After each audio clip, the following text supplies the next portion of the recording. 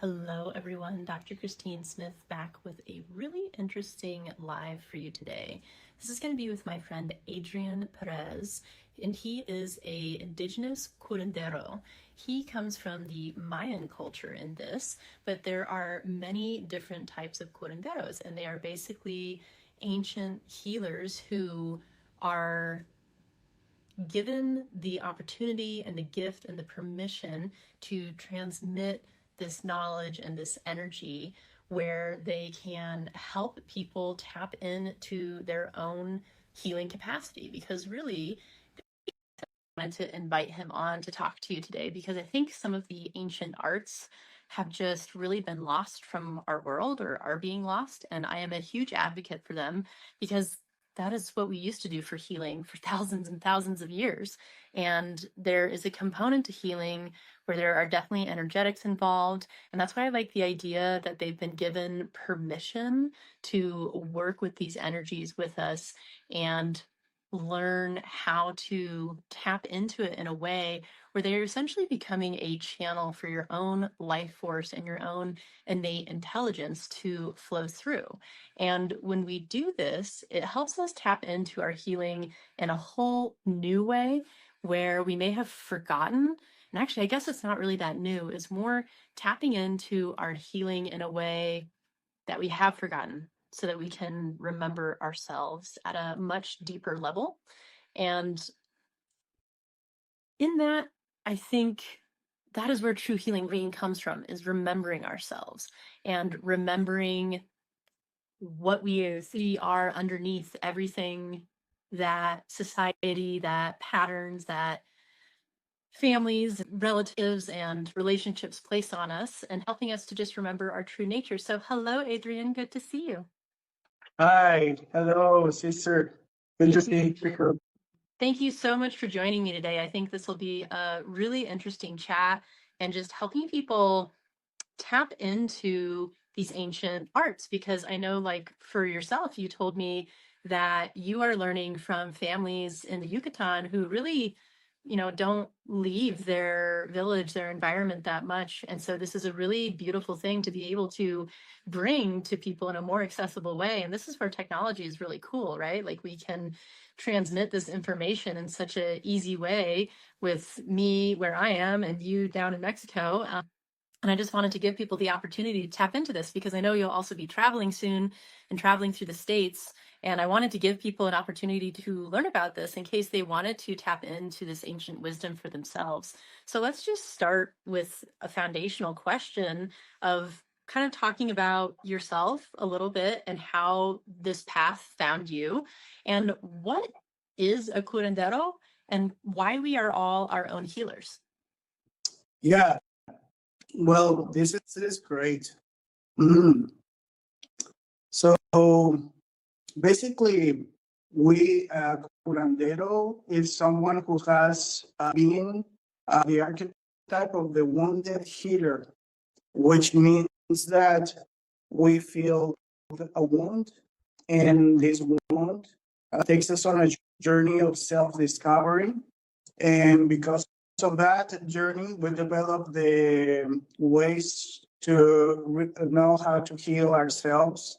And that is the example that when we are close to other people who are starting their healing journey, that is the example that helps them. So a curandero is someone who has been a few steps ahead in this healing journey. That someone who is just starting or who is stuck, right? So basically, the interesting thing about this journey, though, about why we're our own healers, is that the curandero, it's not, when you are going to a curandero, you are not only going there to learn from that person. You're being your body. Your body is intuitively searching for this. So it's not actually the work of the curandero that heals you. It is your intuition that you say, I'm going to connect. I need to learn. I don't know why, but you have something that you can help me with.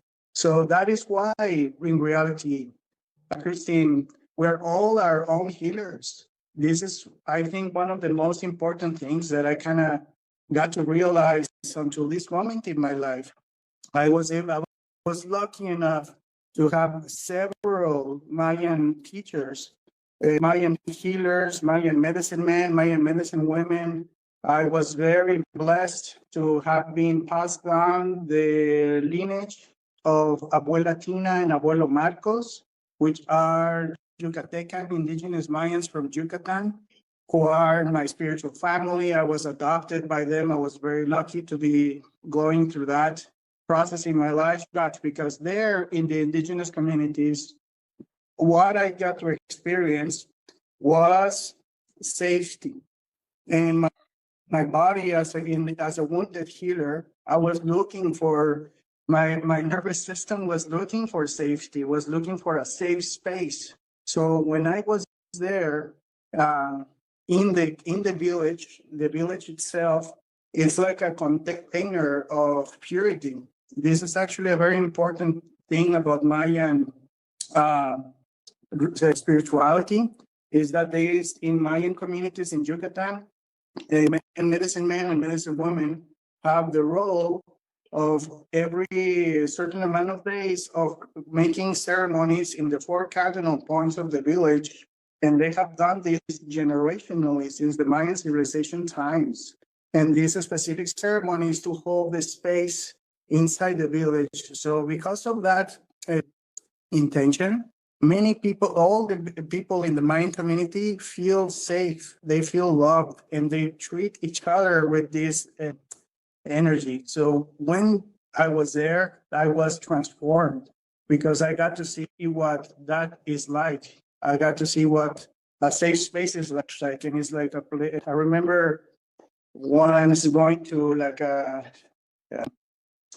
like there was a preschool graduation from the granddaughters of the family that adopted me, and it was such a beautiful event. I remember I was just so like uh, impacted by the level of care that I saw taken to these kids there, and the kids how well behaved they were, how at peace they were, how everyone was genuinely taking care of them. So it was a very healing experience, and so basically, the this is what I wanted to make sure my message was that we are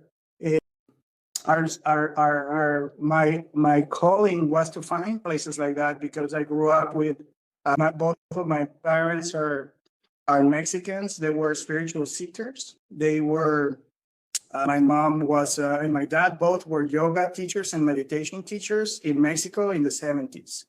They divorced when I was 7 years old. So when my father left, I didn't get to see him any longer, and I felt a very strong wound of abandonment since then. And basically, this specific event brought me to always try to search for that space of not being abandoned, so that space of being with belonging. So that is why I started to go and search for spiritual guidance in my life. I started to go with spiritual teachers and learn from the Mayan elders and have all of these experiences.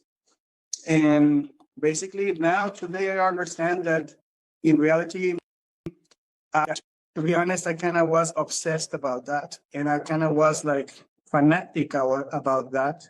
So now, today, I get to see that in reality, yeah, all of these things that I got to, that I was searching for, I was the hero of that story before. I was thinking, oh, my teachers are the heroes of the story. They know, they are enlightened. They know the truth. So whatever they say is truth. But this systems there, and I would love to hear your opinion too about that. But this is actually one of the biggest ways that we do spiritual bypassing, that we give our power to someone else. And in reality, as spiritual seekers, we have all of the power. We are doing the work, right? So this is why right now today I understand that I am very blessed to have had all of my teachers coming in, but mostly because now I understand that uh, I get joy to feel that I'm healing my development wounds, which a big part of the healing journey is there. It's Absolutely. Thank you so much for sharing that. I agree wholeheartedly and with so many of the things that you said. And what kept popping up in my mind as you were talking was something that a old mentor who had said to me. And I remember at first I didn't like it because it really kind of unraveled everything in my world and what I was excited about. Is when I was a shiny new student, and I asked, I was like, do you think that you can heal people beyond where you've healed yourself if you have the right intention? And his response was incredibly grounded and centered. And it was, well, I think if you have an intention for somebody's healing, you're no longer serving them and you're serving yourself. It's our job to be a channel for their own intelligence to come through so that they can be on their healing journey. And it really has nothing to do with you. And that was so enlightening, and it has colored everything that I do as a practitioner. And I think what you said about safety is one of the most important things. Like, people often ask me, like, how do I find a good practitioner? Well, my question is, do they make you feel safe? If they make you feel dumb or they make you feel ridiculous for asking questions or wanting to know things, that's not safety. Like, safety is helping you feel held and helping you feel like someone is really looking out for you in your best interest, and that you are working as a team and you're on the journey together and you have a say in what is coming up. And as you're talking about, that true wisdom really comes from inside. And I've done the same thing. I've worked with many mentors and, sometimes been confused why I couldn't find like the mentor and the person and why I've kind of moved between them. But it's also brought me a very broad breadth of skill sets and tools to my toolbox. And I think it is something that has served my clients better than if I had just only done one thing the entire time. And so I think helping people tap into that themselves really is the key. And that is why I ended up getting into, kind of working with the subconscious mind, which is really working with the energy system. I think you and I were kind of talking about this when we were working together. And it's the idea that the things that we do are similar in their own ways, even though they have their differences. But the goal behind them is still about facilitating someone's own innate intelligence within their body. And I think that's where true healing comes from. And if we can teach people how to tap into that again so that they can be their own healer, that is where it comes from. yeah, beautiful, beautiful. By the way, I'm not seeing your image. I'm seeing myself, so I'm not seeing your image. So I'm. That's why I'm not looking at the camera all the time. Interesting. Yeah, Sorry about that. yeah, no, it's fine. It's fine. It's good because I get to just more like kind of hear instead of trying to react to you. So that's great. Yeah, I think that's actually one of the things, sister, that I got to realize about the mentors and teachers is that we need them, but if they are into the healing aspect of teaching, it's because they are wounded healers. Well, there's no denying that. There's no denying that. And whoever says I'm already on the other side is actually not honest or probably ignorant. Because in reality, we are always learning and healing. Where because each time that we go to a healing process is my Sorry, technical glitch. You were saying because Mayan people. yeah, my people say that that whenever we are in the healing process, when we start the healing process, that is the dimension of the underworld. So the underworld is like the place where spirits go to when we die. It seems like, according to Mayan spirituality, our soul, our life force is going to leave our body and it's going to search into the land for a cenote, and then it's going to enter the cenote to travel to the dimension of the underworld, which is called Shiva. And this dimension is a place where we get to find where we get to start doing the work of reincarnation, of regaining a new life. And this life is always going to be spiraling, like it's always going to come back to the same spot, which is the underworld. But every time we go back again to the life, we do a bigger spiral each time of higher and higher consciousness. And I want to point out that for some people watching, like there are so many different cultures and spiritual beliefs in the world. And much like the Greeks and the Maori and other cultures in South America, the underworld is actually just the spiritual realm. It's not a place of negativity like a lot of kind of Western cultures often think of it. It's really almost the combination of above and below. It is just this alternative place where spirits go for spiritual development, and it can be a very positive thing. So there's really not a negative connotation to it. And so I wanted people to make sure to understand that because it's really a place of spiritual evolution. Yes, yes, of course. I will, for example, let's say when you're, let's say you're starting on your healing journey or you're going deep into a healing process, right? The thing that pushes us to do that is when we feel lost, when we don't have clarity, when everything is triggering, when we feel like our a great sign, by the way, of when you know you're in a place that you need to start healing or in a trigger is that you're disconnected from your five senses, right? So you're no longer present, you're no longer aware that you're living, that you're seeing new information when you see, when you hear.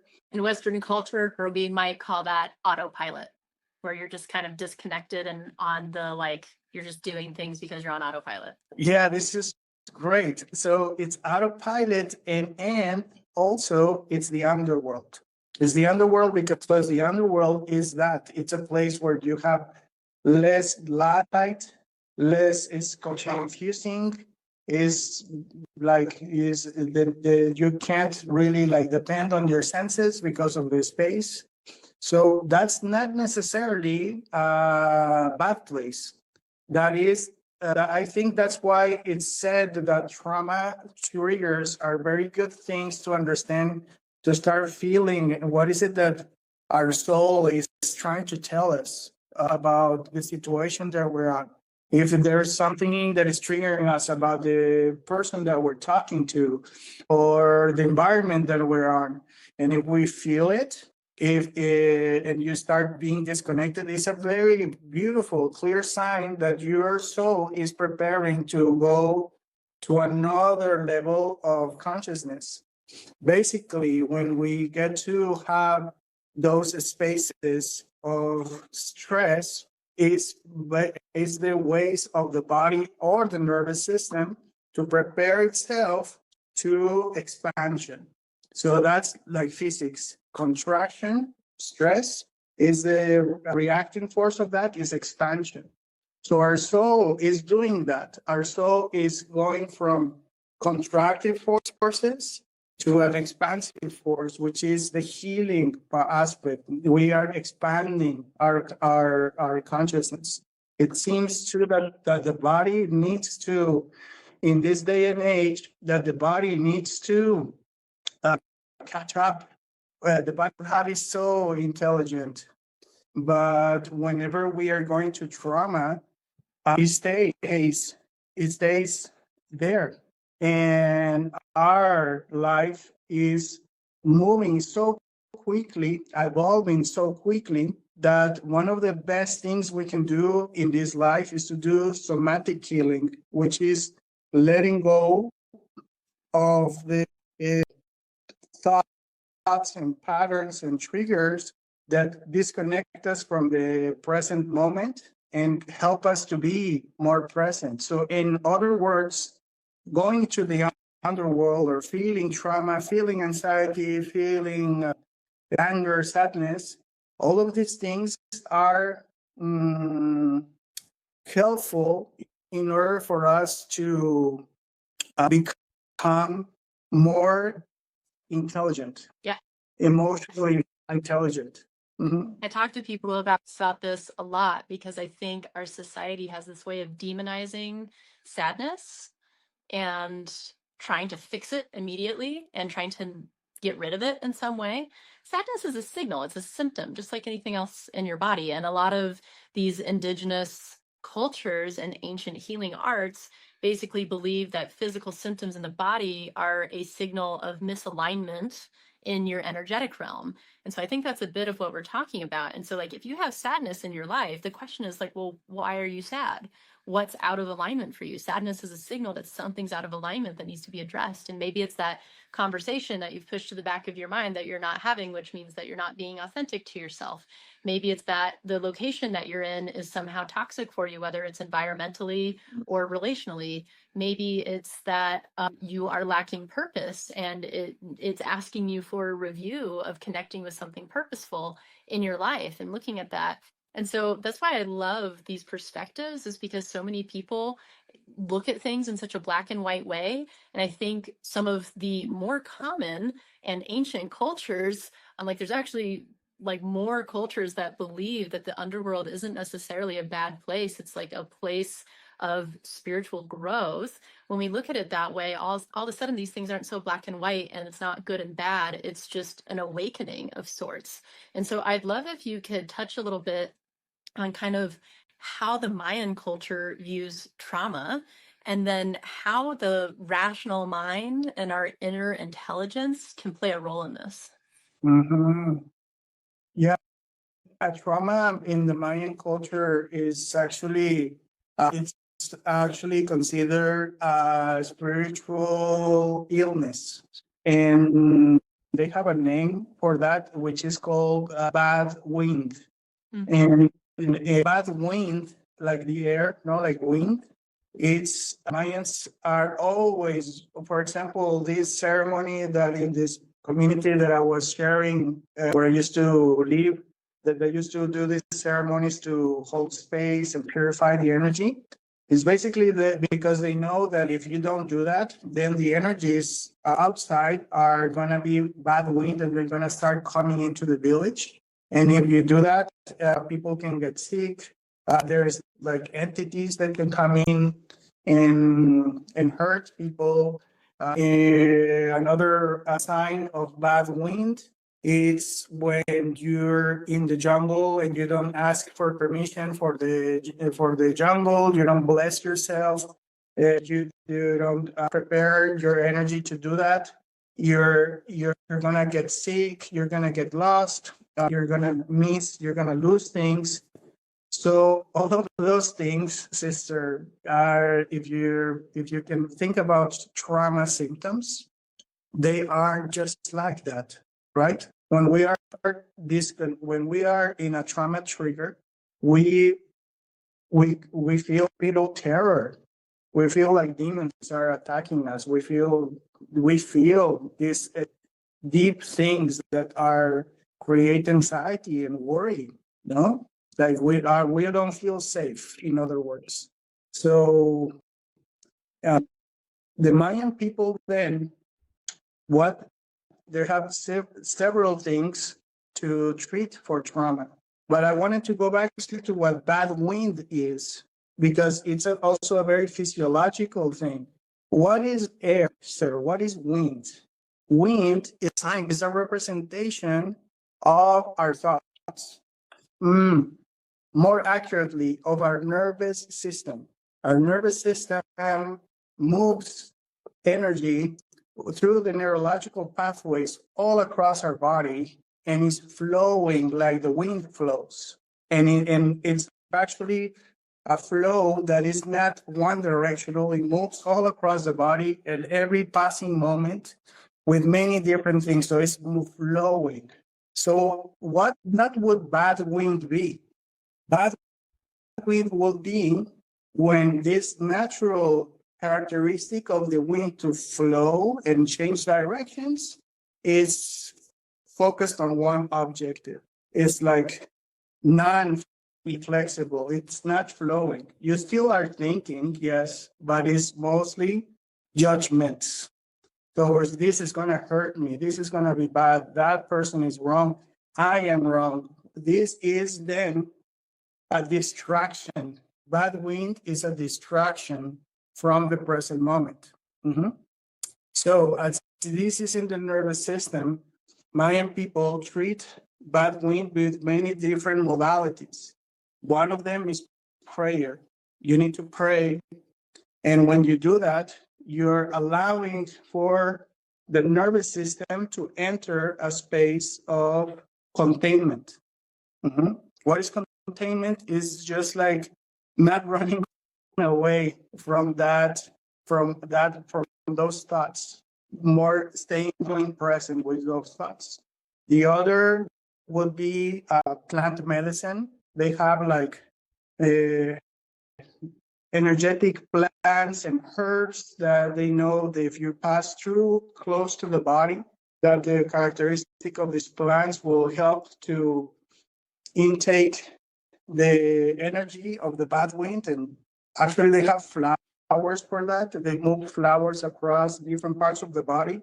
And if the petals for the flowers are pulling away, the flower is basically taking on the bad wind, is like pulling it out of the body, and that's why the petals are falling. And then there's also somatic body work, which is what I do.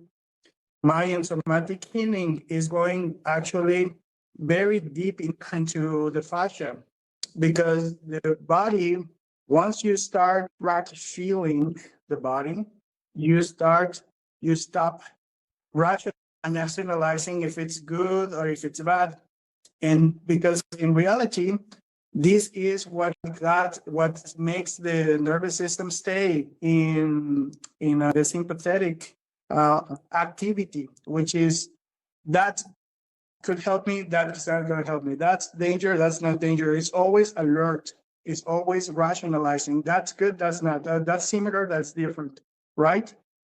But in reality, when we are under a trauma trigger, we really don't know the difference of what is true and what is not. We are actually, our bodies going back to the past.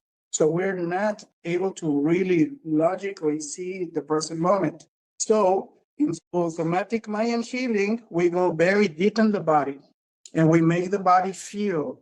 And in this way, when you feel deeply, almost painfully, you are able to then connect.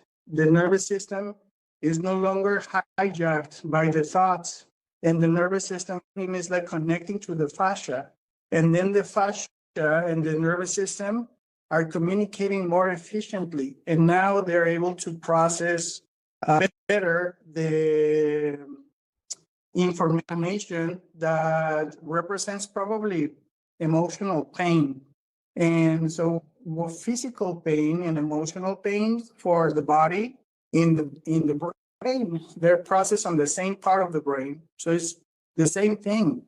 So we don't want to feel the sadness that we felt when I was 7 years old and I felt sad and abandoned. It's not fun. It's not like, yes, I want to feel that. But the body, unfortunately, is designed to evolve and to become more intelligent with all of these experiences. That's actually how the brain functions. Emotions, once they're processed, they become learning experiences about ourselves. It's our version of reality. So if we don't want to feel emotions because they're too painful, if we block the body from feeling, and eventually that creates lots of suffering. So in Mayan somatic healing, we go the other way. We go to the intensity and we breathe out. We're exhaling, letting go, because when you exhale correctly all the way to the, what's it called, the pelvic floor, and you're feeling the body and you're exhaling in this way, oof, that is how you get to trigger the parasympathetic system, the one that relaxes the body, and more importantly, the one that digests. But when we're talking about digestion, which is parasympathetic, is rest and digest, we're talking about digesting those experiences of emotional pain that we haven't been able to process since childhood.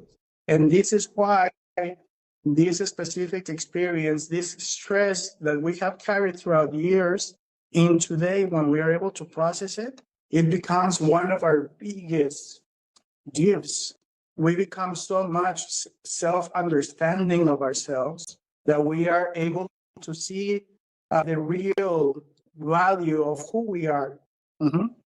So this means that rational mind is avoiding the sensations of pain because it wants to survive. But the intelligence of the body, the intelligence of the heart is letting us know that all of those things, they're part of our personal evolution, our personal growth. I hope that was able to be understood. No, that was beautiful. And I was smiling because you're describing things in the way that I describe to people all the time of like parasympathetic is rest and digest. And so it's this beautiful culmination of science and ancient arts coming together, which is why I wanted to do this so people can realize they're really not separate.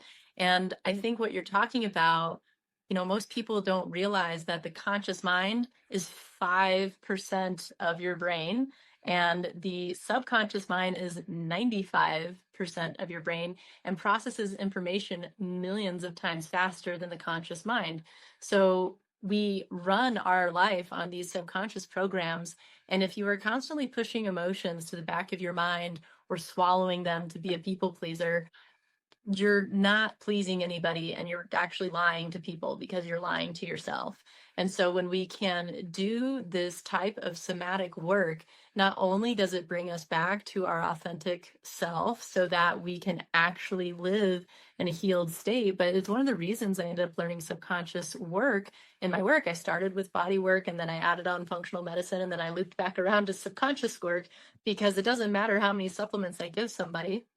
If their mind and their emotions are still so tight and locked up, their cells are tight and locked up and they can't even absorb the nutrition anyway and they can't release the toxins. So we have to go in with like starting with things like body work and starting with things like working with the subconscious mind to open the cells and make them receptive to nutritional therapy anyway. And I think this is something that a lot of people miss. So people who have gone to practitioners and they've tried all the protocols and nothing is working for them, but they're still just like incredibly stressed out and pushing all of the pain that they don't want to feel to the back of their mind instead of actually just feeling it and moving through it. Like if you really dive into something, if you just let yourself completely feel it full on, you can usually process an emotion in about 20 minutes. But most people can't allow themselves to get to that state of being open to feeling something like that. And they live up here in the mind trying to rationalize it and analyze it.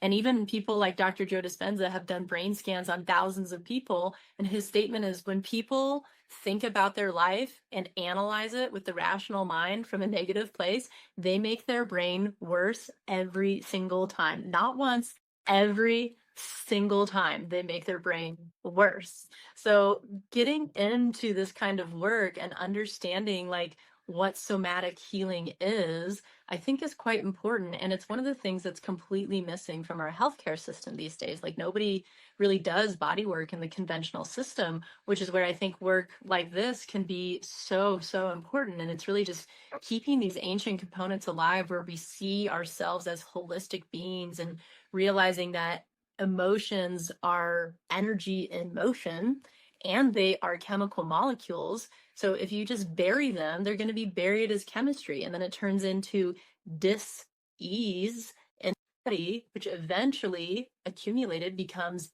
disease in the body. So if we can release these things, it's actually some of the best preventative care that you can do and some of the greatest spiritual, energetic growth and evolution that you can do for your life, for yourself, and for everybody that you interact with in your life, including family, friends, relationships, any of that.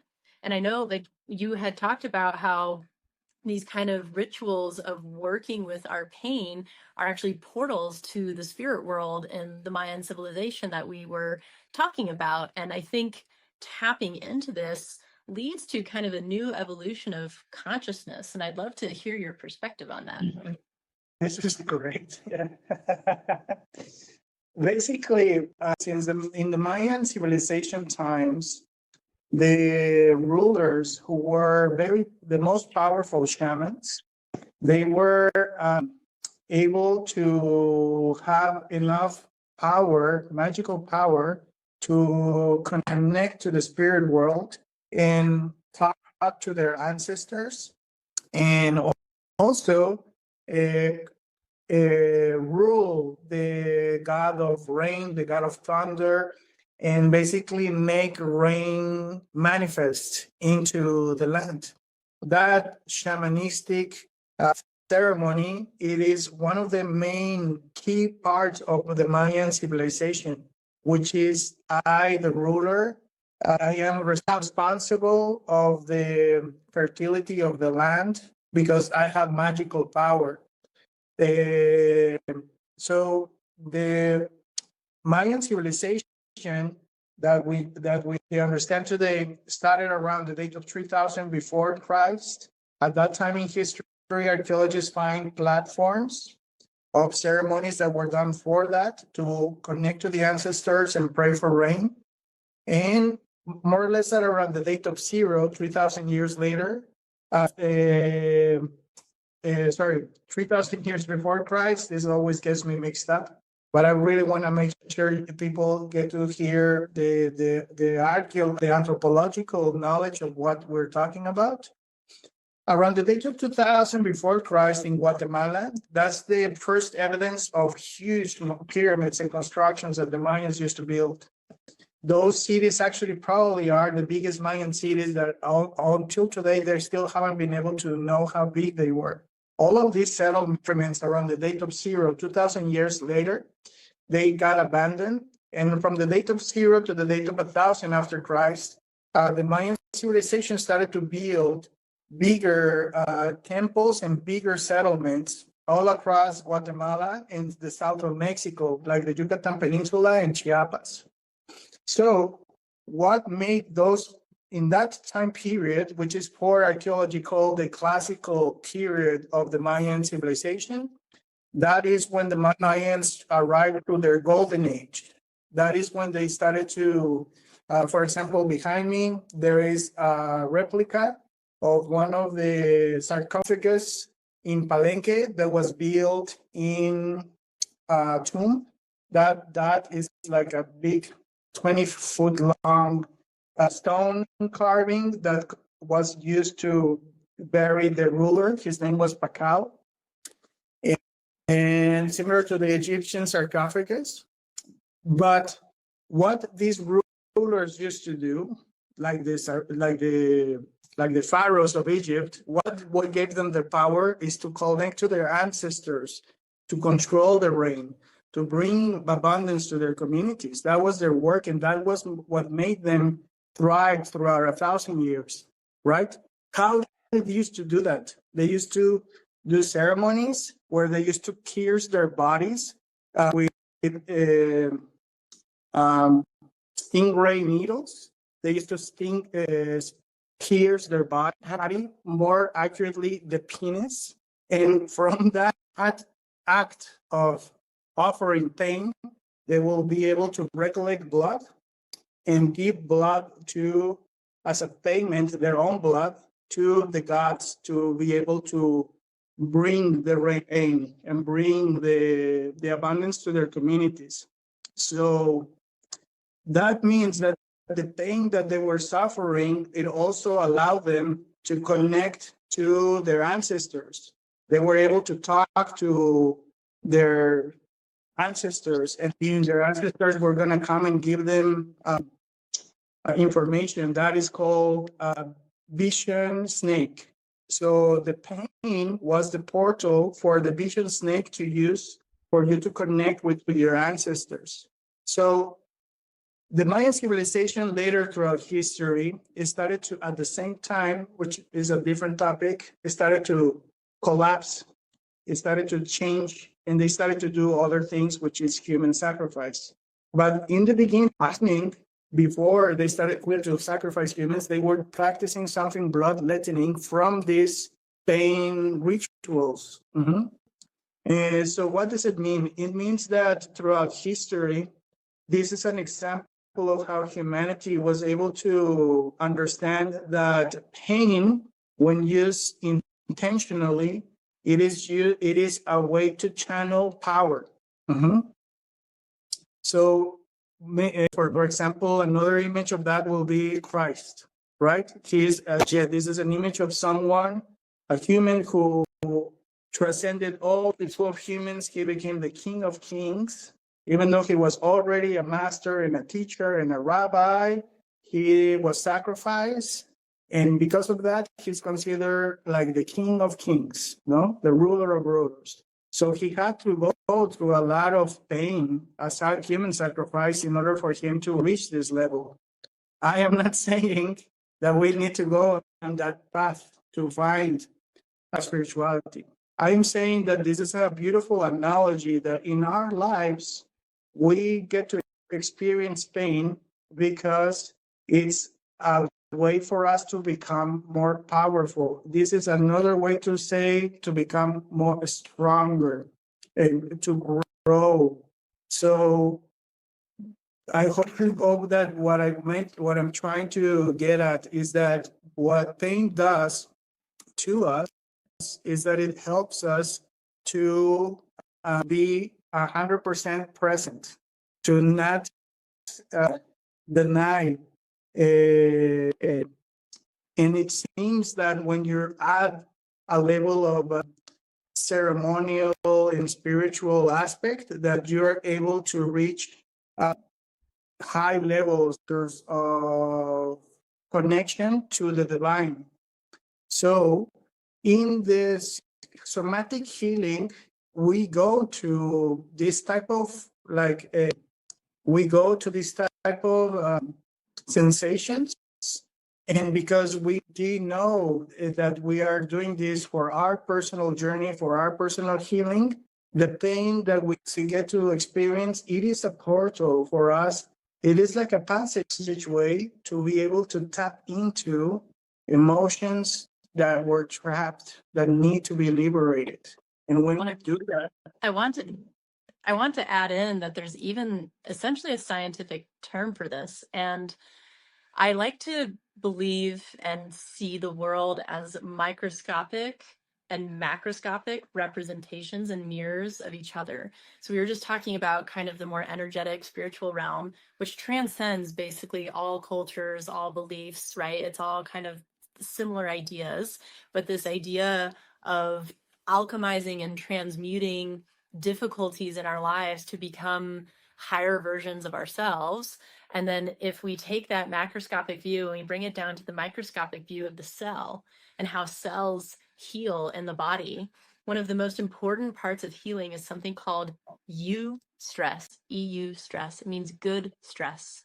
And this is like why physical therapy matters or why body work matters, because when the body is healing, it goes through phases with this. And this is a lot of what I teach people in the work that I do, is just teaching you how to tap into this in your own body and realize like what stage and what cycle that you're in so that you can foster it and facilitate it and love it in the right way so that you can move through the cycles. Because when we start to look at things like this, as you said, it's a spiral and things are cycles and time is more circular rather than linear. And health is this cycle that we maintain rather than like a destination that we get to. And so if we can look at this as the last component of the healing cycle, eustress means good stress. So as the cell is healing, the body comes and it like removes the debris and then it lays down tissue and resources for the body to use to heal this element.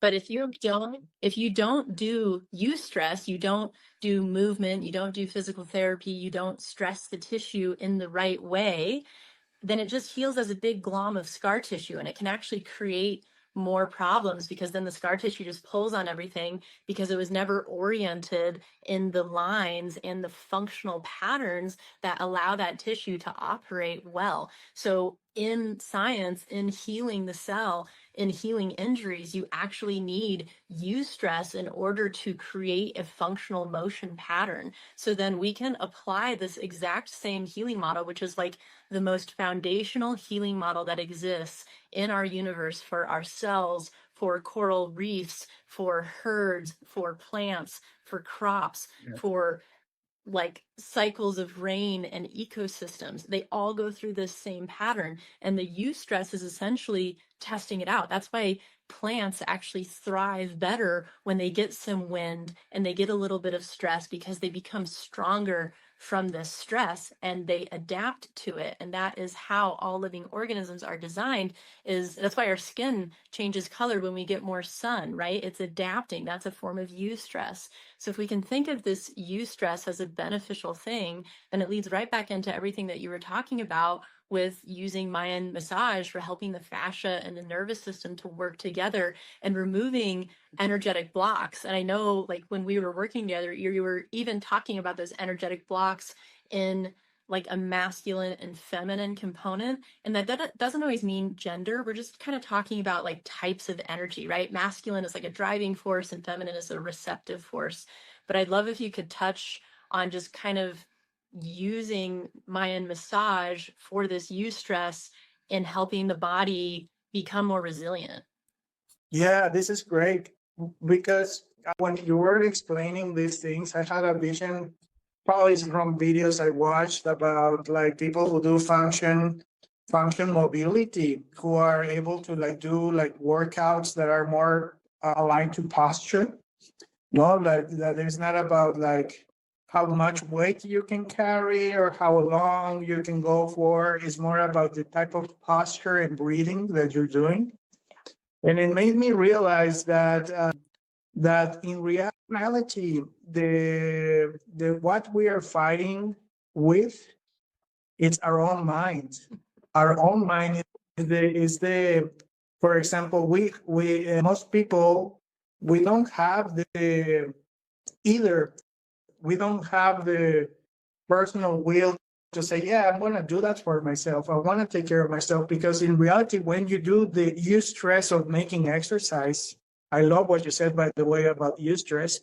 You are providing very healthy hormones to your body. You're providing your own medicine. So you can avoid a lot of things, a lot of health issues if you do that in the right approach, right? So some of us don't have the personal will to do that. And another thing also, sometimes some people have the obsession of doing that, right? Which is, I need to do this. I'm going to do this and I'm going to push myself. There is a point where we move into distress instead of eustress and dysfunction. So eustress is like it's a happy medium. Yeah, yeah, yeah. And so basically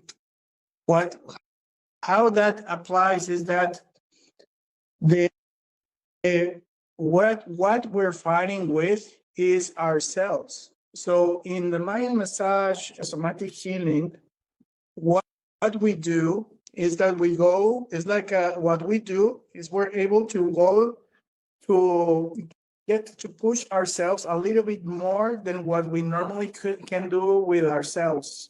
So I hope that makes sense, because It's like how you work harder at a workout class with other people and a coach than you can by yourself sometimes. yes, because we are so this is also what I mean about eustress and distress, because sometimes when you do that, when you go to a workout class and you want to exercise, if you don't have clarity about yourself, if you're not able to breathe correctly, if you're too distracted about, I should do this because I want to look very good, or I want to look better than that person, or that person looks better than me, or I'm fat, or whatever judgments, irrationalities come in our mind, even if we're doing the best type of workout, the best type of exercise with with the best environment, we could injure ourselves if we're not like feeling what we're doing and saying, you know what, I don't need to go that deep any longer, right? I can respect myself and be more kind to my body, right? But this is what in Mayan massage, what we do is um, um, we try to have a balance between being kind to ourselves and pushing ourselves as well, because the mind is so cunning that it's always going to find ways to avoid using energy. It wants to preserve energy, right? So basically the Mayan massage goes from a pain tolerance from 1 to 10. 10 is like extreme pain. 1 is no pain at all. It goes through like a 7 or an 8 maximum. That level is good for still being able to breathe, exhale correctly, and when you do that, you're able to move energy. It seems that all of the Mayan people, what I learned with Mayan somatic healing in massage is that all of the pain that we feel on the right side of the body, from your feet, from your right foot to your right eye, it's related to masculine energy. And or in other words, the relationships you have towards masculine energy. And from the left foot to the left eye, all of the pain and sensations are for feminine energy, your relationships with feminine energy. So it seems then when we feel pain in certain parts of the body, in the fascia, that is connected, is not the cause, but is connected to emotional pain, to certain relationships. If it's right side is masculine relationships and left side is feminine relationships. It seems this case because our bodies are designed to interact with our other people, with our relationships. And biologically, we're designed to exchange data, exchange information, learn from each other.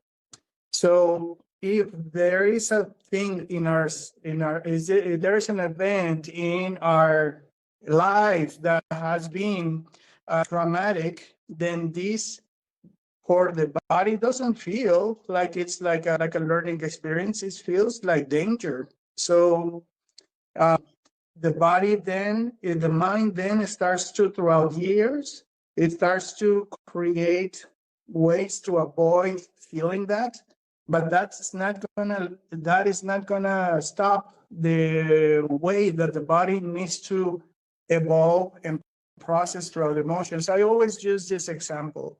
If you're gonna, let's say you're walking around a room and it's dark and you hit your feet on hit your feet on a table by accident, and then you get angry. That's painful, and then you yell out, "Oh, this table! Who put this table?" You're externalizing your emotion, and this specific thing of externalizing your emotion helps you to calm down and to release some of the pain. And then this experience, when it's like manifested, when you express it, and you're like, okay, maybe I should be more careful. Maybe I get to be more understanding of how my legs are, and so I can avoid hitting another table, right? So it's a learning experience. The fascia learns from that. So as the fascia feels the same emotional pain as physical pain, it means that also emotional pain has a purpose, which is that it's designed to create emotional intelligence. And what is emotional intelligence? Self-love, self-compassion, self-forgiveness, right? That is emotional intelligence. And that is where we are meant to go on the healing journey. Where we are doing that, our bodies are doing that. They need to go there. And that's why we have the capacity today, after our trauma from childhood, to call upon the people subconsciously. That's why it's always subconscious. They are going to make us work to get to that place. And the beautiful thing about that I believe, and I would love to hear what you think, is that once we go there, then what happens is that we're able to become the best versions of ourselves. Once we do the healing work, our bodies become healthier, our mind becomes healthier. That doesn't mean it's going to be easy. That doesn't mean we're not going to be doing difficult things or feeling difficult emotions. But that means, according to my understanding, that that will make us feel the best health that we can get to at this moment in our lives. That is the promised land. That is being the King of Kings.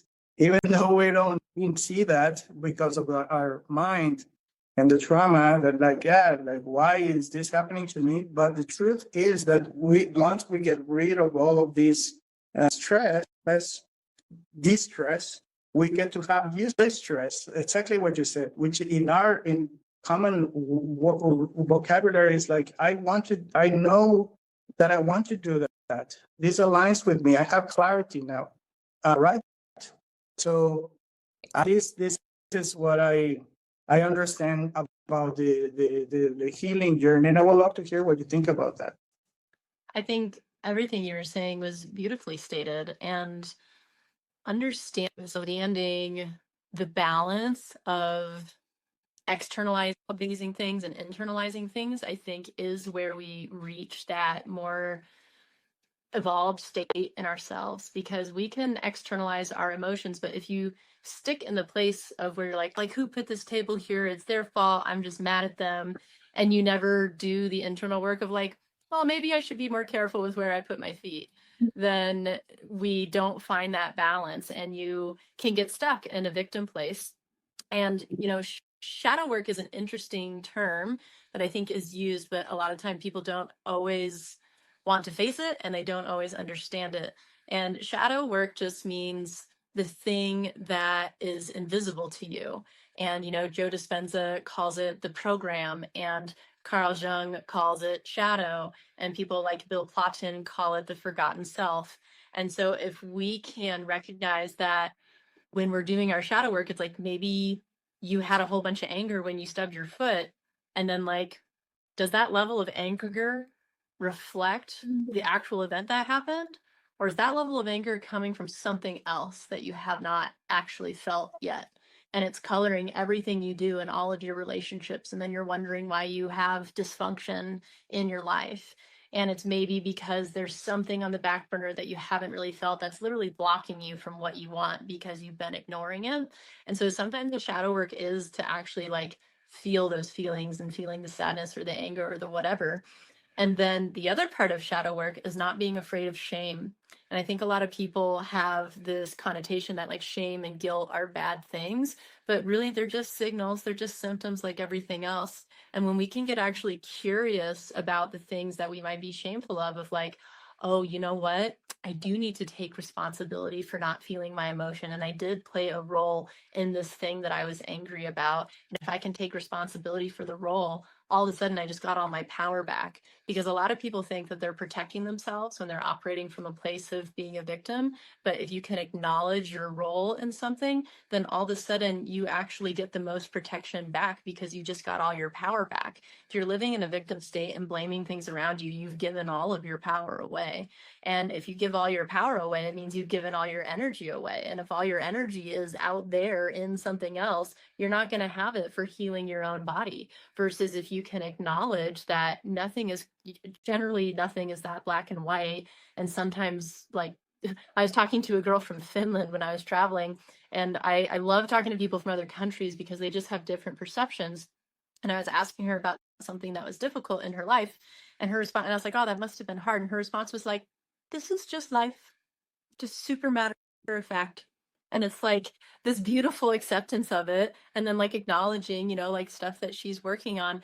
And that's kind of the shadow work on both sides, right? It's like sometimes we have to feel the feelings where we are maybe in a state of being the victim. Like you have to acknowledge that state, but then you also have to move through it to the other side where you look at it in reverse and you're like, well, what was my role in that? Or like, why did this happen? Because people will say, well, why is this happening to me? And the question should be, why is this happening for me?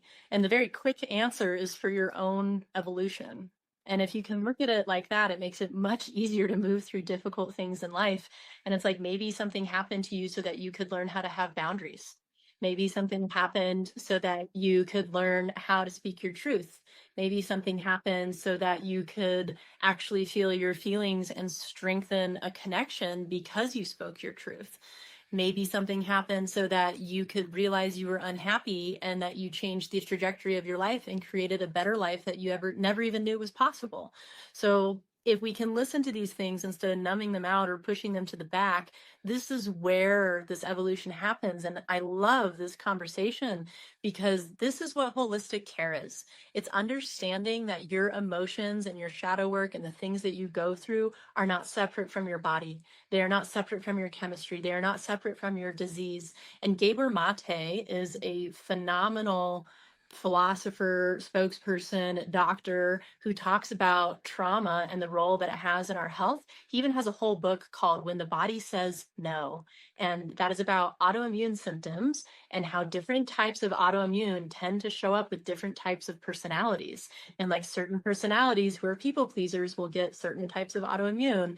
And then there's like the shadow work of like, if you go into being like a complete empath to the point of being codependent and always people pleasing and never speaking your truth, you are just as self-centered as someone who's like a narcissist on the other end of the spectrum. So there's this like beauty in finding the middle of being able to look forward and look backwards. And this is where the healing happens. Yes. Yeah, this is also beautiful. This is what I mean about like we're fighting ourselves. Like it's the same judgment. Man, you remember we're talking about rationality, right? It's the same judgment, inner judgment, inner rationality, like, oh, poor me, then oh, this you are guilty. You're guilty. Then and it's all or I don't have any responsibility in this. Why is this happening to me? You're idiots or all of these things. This is actually a similar way to not face the inside, right? There is actually a very good thing that I would like to share because it's regarding spirituality. And what we actually are doing in this healing journey is that we want to connect to spirituality. That's where it gets tricky a little bit too, because we have the only reference of spirituality is religion.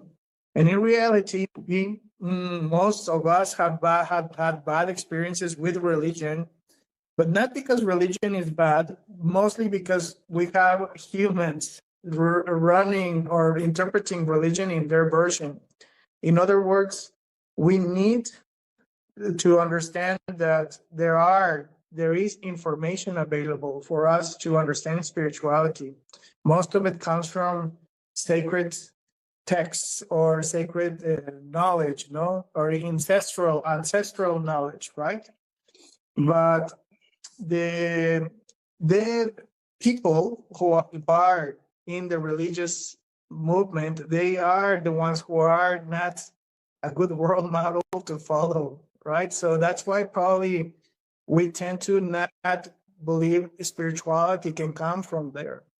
In my point of view, in the Mayan calendar, what really attracted me when I was a teenager and my dad, who I didn't see much, was sending me shamanistic information every now and then. And one of it was really impactful was the study of the Mayan calendar by a Mexican-American anthropologist called Jose Arguelles.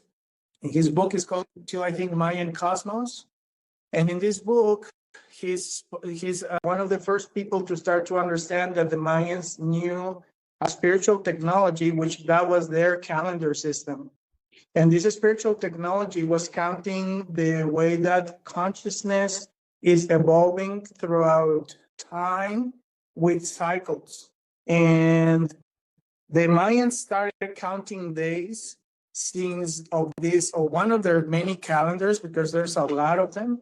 But one of their calendars was counting days in the date of 3,113 before Christ. And it stopped counting days until the date of 2012 after Christ. I don't know, maybe you remember that everyone was talking about the end of the world at that time because of the Mayan calendar. Yeah. But it's so interesting when you start looking at this aspect of evolution of consciousness, because 3,000 years before Christ, that's where all of the most ancient civilizations started to thrive. Mayans, Egyptians, Hindus,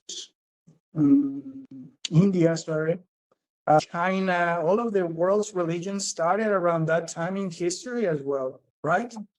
For example, and the concept of the creator God started around that time in history, 3,000 years before Christ. So China, we have the Tao, and in the Mayan cosmology, we have the grandmother, which is the main creator God. Is a God that has feminine and masculine characteristics. He's the one who started to create life, create the oceans and the mountains and the trees and humans and all of these things. So there are so many similarities in all of the world's religion. So what I meant to say is that in the date of 2012, this seems, according to this book, that is describing the moment of a shift from the energy that was governing from the date of 3,000 before Christ. So 3,000 before Christ until today, we have 5,000 years of history, and this represents a masculine era of evolution. This is when we are developing conquest. We're developing territory. We're developing law, religion, structure, all of the economy, all of these structures is very masculine too, right? But that also comes with control, with all of these things that come from that part, where over exploitation, my God, my land, all of these things, right? So now, according to this understanding, we're starting as a feminine cycle, and this is the beginning of it. This is 5,000 years long. What is this feminine cycle about? Healing, spirituality, collaboration, compassion, right? So all of us who are going through the wounded healer journey, we are doing the work of that. Once we heal, we are less distant from each other. So even if you believe in what I'm telling you is true or not, the truth is that a lot of people are going through the healing journey now. And I strongly believe that this is a great sign that humanity is preparing itself to become a better version than what we have been throughout generations and generations. So we are in a very good time. If we and all of us, no matter if you are the wounded healer or the seeker or whatever type of archetype that you're on your life, all of us are pioneers for this energy. We're all very needed. It's no longer about Christ or Buddha. Right now, it's about each of us. Each human has this characteristic to become the hero of this story, right? So that's Mayan, the Mayan spiritual technology of the calendars. Everything is cyclical. Everything we're living now, we probably lived around 20,000 years ago. So I wanted to make sure to share that with you because it is very important for my spiritual journey. I'm really glad that you did. I think what you just shared is very sacred. And for anyone listening, this will be recorded and you can go back and listen again. I think that is a beautiful point to kind of just wrap everything up on. It was like, we're entering an age of healing.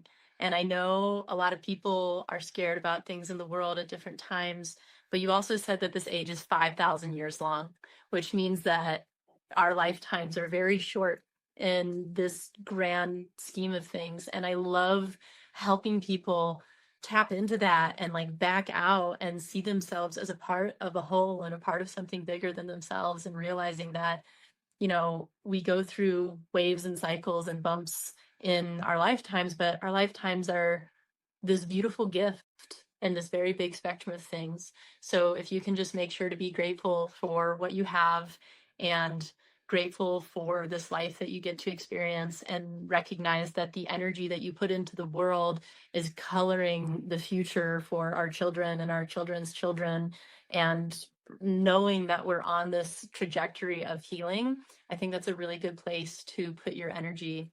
And I'll end with this concept that I love. There's this photo that I really like, where it's like the crust of the earth, and then there's this figure underneath it that says the universe, so it represents the universe.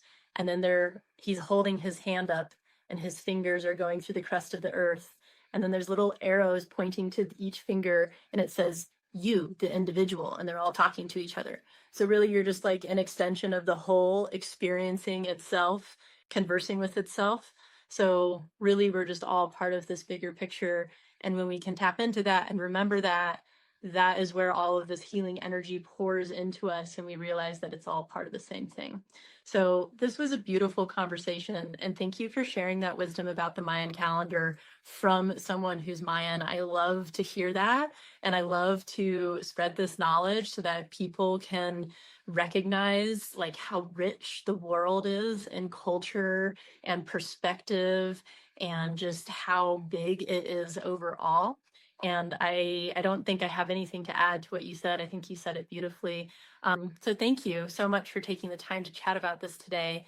And if people wanted to work with you, whether it's in Mexico, and I know you're in Playa del Carmen right now, but I know you'll also be traveling in the future, how should they connect with you? Because I know when you travel, your schedule fills up really quickly. So I think just having people contact you so that as you pass through, you can let them know. Where would you direct them for that?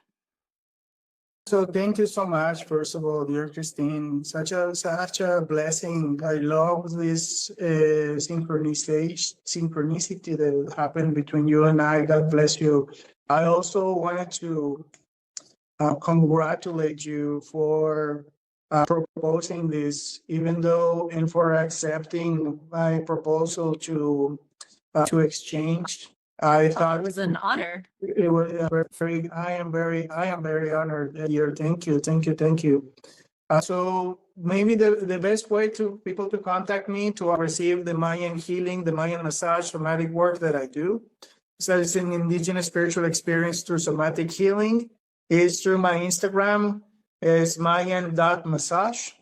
And just send me direct messages, and I will love to connect with anyone who is interested in this type of work. Fantastic. Thank you.